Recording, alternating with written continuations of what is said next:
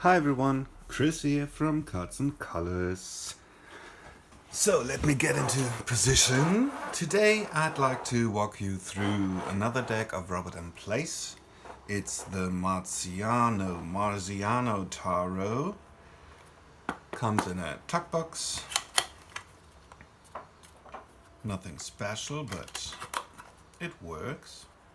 And the Marziano Tarot is the oldest known tarot, with 16 gods as trumps and birds as suit symbols. Yeah, so let's talk a little bit about this one. It comes with a little white book, which is quite informative. And as you can see, featuring some illustrations. This is the lovely back of the cards, showing a bird. So, the Marziano Tarot is a deck which did not survive, unfortunately, but there are descriptions of this deck. And dating back the descriptions, this deck has to be older than the Visconti Tarot or Tarocchi or Tarocchi decks that are still in existence, well, parts of it. And yeah, this deck was created for the Duke of Milan too, and as mentioned before, it's even older than the tarot that we are used to from the Renaissance, with swords and cups and wands and coins and trumps or trionfi. So in this deck you get 16 Olympian gods or people from ancient mythology as trumps, and then you have 4 suits. And these suits are different birds. You get doves, turtle doves, eagles, and phoenixes, from 1 or ace to 10, and then 2 papal cards or court cards, king and queen of each suit. So this is in a way the first deck featuring trumps, although they are not the trumps we are used to, featuring death, devil, lovers and stuff, but different gods. So let me walk you through the deck. We can put this aside for a moment. As you can see, the deck is color-coded. So, for instance, all the white doves feature a blue-green border. All the turtle doves, a reddish-brown border. All the phoenixes, a yellow border. And all the eagles, a bluish azure border.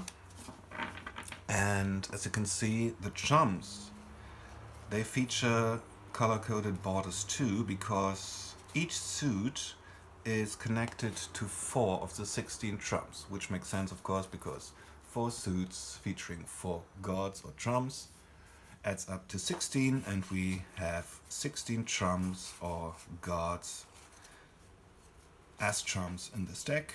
16 numbered from the highest ranking of the Olympian gods as number 1 down to, in a way, the lowest, Cupid.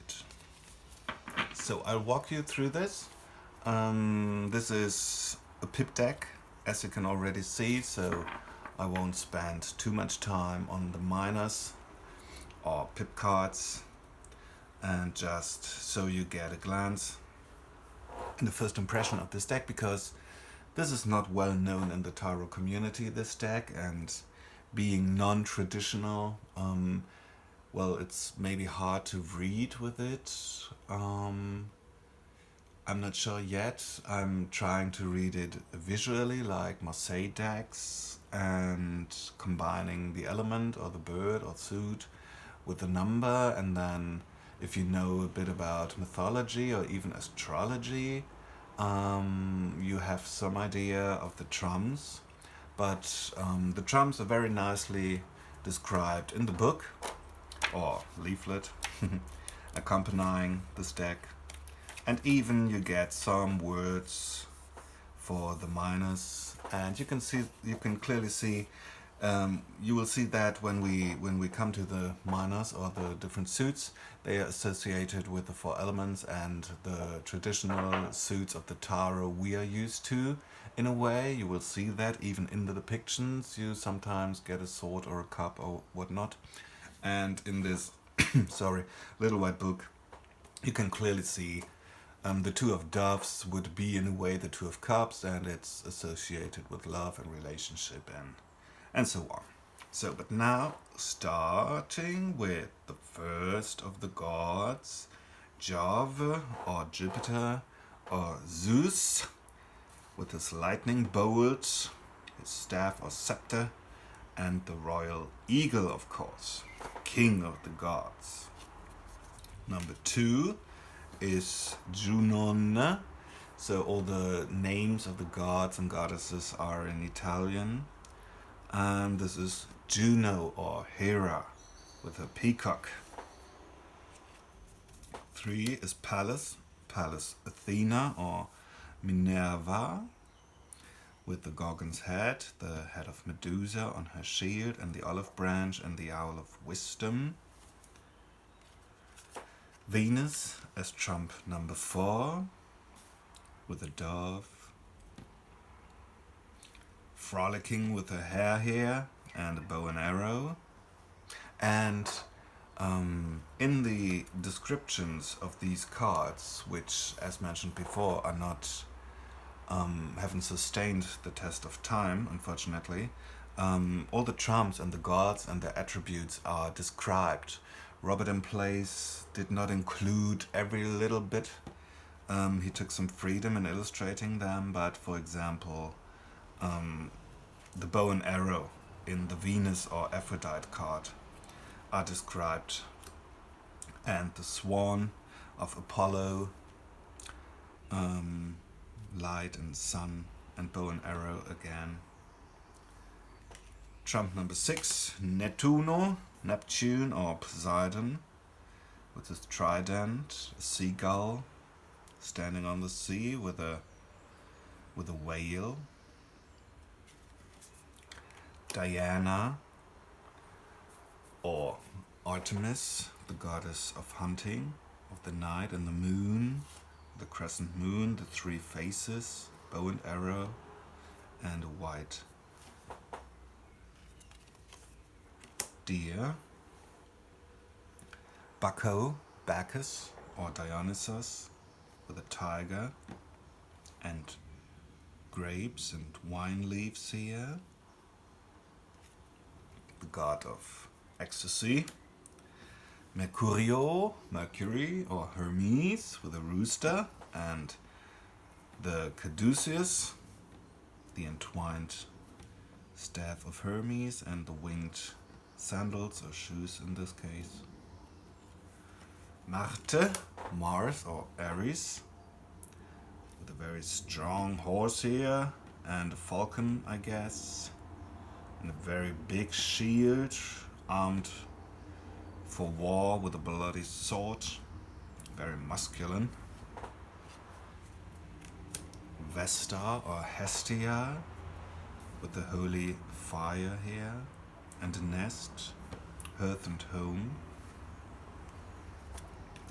Ceres or Demeter, with a raven or crane here, and a torch, and then wheat and cereals, of course. Hercule or Hercules or Heracles, with his club, bow and arrow, and this is supposed to be an evil bird from mythology, and yeah, the lion's skin here, strength. Aeolus, god of the winds, with wings on a throne and his scepter, and a bird, a breath of fresh air. Daphne. I have to read more about Daphne. And Cupid, the winged god of love with bow and arrow. So there you have it. These are the 16 trumps. And then we get into the minors or pip cards of this deck. So you get the doves, and the doves are associated with pleasure and love and friendship, and as you can see, with cups. So 2 of doves, 2 of cups, and if you know your tarot meanings, you can associate them with the different cards. 4, 5. As you can see, and Robert M. Place mentions this in the little white book, this is not your typical Renaissance art with gold leaves in the background and whatnot, very delicate paintings, no. Which is, well, supposedly the way this deck has looked in the 1600 or 1500.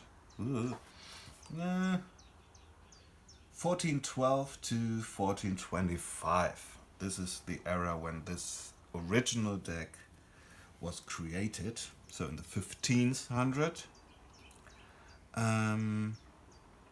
Yeah, what Robert M. Place did is he had the idea that if this kind of deck with the 16 gods as trumps and the 4 suits being birds, if this had become, well, more popular in a way, like tarot as we know it is today, if this got more popular and widespread, how would this deck have looked like in the age of Marseille decks being wood blocks? So they could be copied a lot and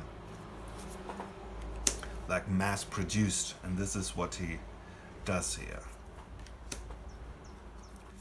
9 like the 9 of cups, 3 rows of 3, and then the 10 like the 10 of cups in Marseille decks, 3 lines of 3, and then 1 above. And then we get the Queen of Doves, scepter with a heart. So you also get, in a way, the playing card association. And all the kings in this deck feature the tarot symbol that is associated with the bird. So you get the King of Doves or the King of Cups. The next suit is turtle doves, and you can already see here, sitting on a branch, this is associated with fire and the wands. 2 of turtle doves, 3, again the branches, 4, and then 5, 6, 7, 8, 9, and 10. And it's quite interesting because if you know your Marseille tarot very well, you can see some similarities here, because as before in the doves with the 9 and the 10, here one could say you got 4 and 4, like the 8 wands crossing each other, and then in the 10 of wands in the Marseille tarot you have 2 wands crossing the 8 wands, and so these are the 2 wands crossing the other 8 in a way. The Queen of Wands, or turtle doves, and the King, yes, with a scepter or wand here, of course. Then, as you can already see, in the Ace or 1 of Phoenixes rising from the fire, you get the coins here, the Pentacles. 2 of Phoenixes, 3, 4, 5, 6, 7, 8, 9, 10. The Queen of Phoenixes and the King with a coin. And last but not least, we have the suit of eagles here with scales and a sword. So you already know, here again, 2 swords. The eagles, the King of Air, is associated with swords, which makes sense. 7, 8, 9, 10. And what Robert also did is he included some sort of foliage, as we are used to see in the Tarot de Marseille. So here, for example, you can see the growth from this little vase here, the little red vase. And then here in the 10, the completion of the suit, you get a star on top of it. The Queen of Eagles and the King of Eagles with his sword. So, there you have it. The Marziano Tarot by Robert and Place. And yeah, if you have any questions regarding this deck, feel free to leave a comment. I will link Robert and Place's site where you can get the decks in the United States, and also an online store where you can get this deck in Europe, because shipping from the US, from Robert's Place's online or website, is quite expensive. It's about 35 euros, and I was lucky to find European online store who, if you purchase more than 100 euros, ships for free, which is great, I think. And so if you have any questions about this deck or experiences with this deck, feel free to leave a comment below, and I will do another short video showing some examples of how you could read this deck. Just some examples so you get a feel for, could I be able to read this deck? Do I want to read with it? I have to say I didn't purchase it because, well, with the main idea of reading with it every day, just because of historical purposes, of collector's purposes, being in a way the first tarot ever, the first idea of a tarot featuring charms. So I like the idea, I like Robert and Place's art, and yeah, in my imagination, and we'll see what I will do with this deck in the future. I thought, well, maybe if even I can't read the pips, the different birds, you get a nice set of beautifully illustrated gods and goddesses, like meditation cards or for magical work. Put this in your meditation space or on your altar in a way if you want to communicate or even invoke some of these gods or goddesses. And yeah, you could even use just the gods and goddesses for divination, as mentioned before. If you know a little bit of mythology and even astrology, I can see different ways of using this deck. And so, yeah, I hope you enjoyed this video, and see you soon. Bye.